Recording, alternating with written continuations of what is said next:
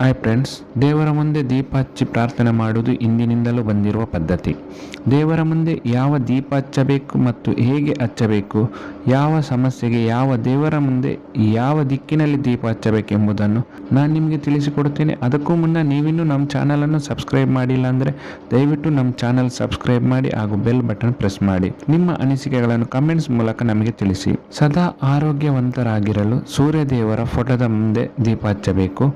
ವೈವಾಹಿಕ ಜೀವನಕ್ಕೆ ಕಾಲಿಡಲು ಬಯಸುತ್ತಿದ್ದರೆ ಅಥವಾ ವೈವಾಹಿಕ ಸಂಬಂಧವನ್ನು ಸುಧಾರಣೆ ಮಾಡಲು ಬಯಸುತ್ತಿದ್ದರೆ ಪ್ರತಿದಿನ ಸಂಜೆ ವೇಳೆ ರಾಧಾ ಮತ್ತು ಕೃಷ್ಣ ದೇವರ ಫೋಟೋದ ಮುಂದೆ ದೀಪ ಹಚ್ಚಬೇಕು. ಪಂಚಮುಖಿ ಹನುಮಂತ ದೇವರ ಫೋಟೋದ ಮುಂದೆ ದೀಪ ಹಚ್ಚುವುದರಿಂದ ಪದೇ ಪದೇ ಕಾಡುತ್ತಿರುವ ಕೆಟ್ಟ ಸ್ವಪ್ನಗಳಿಂದ ಮುಕ್ತಿ ಪಡೆದು ರಾತ್ರಿ ಭೀತಿ ಇಲ್ಲದೆ ನಿದ್ರೆ ಮಾಡಬಹುದು. ಆರ್ಥಿಕವಾಗಿ ಸಂಕಷ್ಟ ಇದ್ದವರು ಮನೆಯ ಉತ್ತರ ಭಾಗದಲ್ಲಿ ಕುಬೇರ ದೇವರ ಫೋಟೋ ಇಟ್ಟು ಅಲ್ಲಿ ಪ್ರತಿನಿತ್ಯ ದೀಪ ಹಚ್ಚಬೇಕು. ನಿಮ್ಮ ಮನೆ ಹಾಗೂ ಕಚೇರಿಯಲ್ಲಿ ಗಣಪತಿಯ ಫೋಟೋ ಇಟ್ಟು ಒಂದು ದೀಪ ಹಚ್ಚಿಟ್ಟರೆ ಇದರಿಂದ ಮನೆ ಹಾಗೂ ಕಚೇರಿಗಳಲ್ಲಿ ಶಾಂತಿ ಹಾಗೂ ಸಮೃದ್ಧಿ ಉಂಟಾಗುತ್ತದೆ. ಮನೆಯಲ್ಲಿನ ಕಲಹ ನಿವಾರಣೆಗಾಗಿ ರಾಮ, ಲಕ್ಷ್ಮಣ, ಸೀತೆ ಹಾಗೂ ಹನುಮಂತ ಇರುವ ಫೋಟೋದ ಮುಂದೆ ಪ್ರತಿನಿತ್ಯ ದೀಪ ಹಚ್ಚಿಟ್ಟರೆ ಕಲಹ ನಿವಾರಣೆಯಾಗಿ ಶಾಂತಿ ನೆಲೆಸುತ್ತದೆ. ದೀಪ ಹಚ್ಚುವಾಗ ನಾವು ಎಚ್ಚರ ವಹಿಸಬೇಕಾದ ಕೆಲವು ವಿಷಯಗಳು.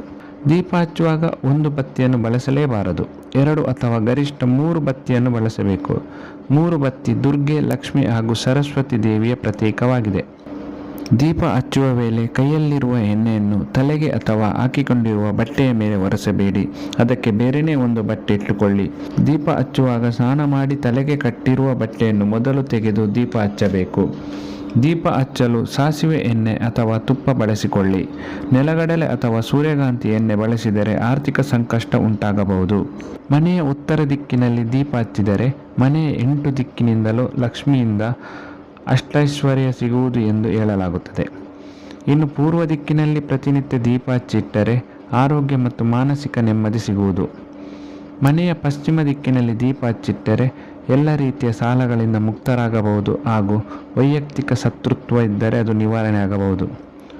ಮನೆಯ ದಕ್ಷಿಣ ದಿಕ್ಕಿನಲ್ಲಿ ಯಾವತ್ತಿಗೂ ದೀಪವನ್ನು ಹಚ್ಚಿಡಲೇಬಾರದು. ಇದರಿಂದ ಆರ್ಥಿಕ ನಷ್ಟ, ಅನಾರೋಗ್ಯ ಹಾಗೂ ಮಾನಸಿಕ ಖಿನ್ನತೆ ಕಾಣಿಸಿಕೊಳ್ಳುವ ಸಾಧ್ಯತೆ ಬಹಳಷ್ಟಿದೆ. ನಿಮಗೆ ಈ ಮಾಹಿತಿ ಇಷ್ಟವಾದಲ್ಲಿ ದಯವಿಟ್ಟು ಈ ವಿಡಿಯೋ ಲೈಕ್ ಮಾಡಿ, ಕಮೆಂಟ್ಸ್ ಮಾಡಿ ಹಾಗೂ ಶೇರ್ ಮಾಡಿ. ಮುಂದಿನ ವಿಡಿಯೋದಲ್ಲಿ ಹೊಸತೊಂದು ಮಾಹಿತಿಯನ್ನು ನಾನು ನಿಮಗೆ ತಿಳಿಸುತ್ತೇನೆ. ನಮ್ಮೆಲ್ಲ ವೀಕ್ಷಕರಿಗೂ ಧನ್ಯವಾದಗಳು.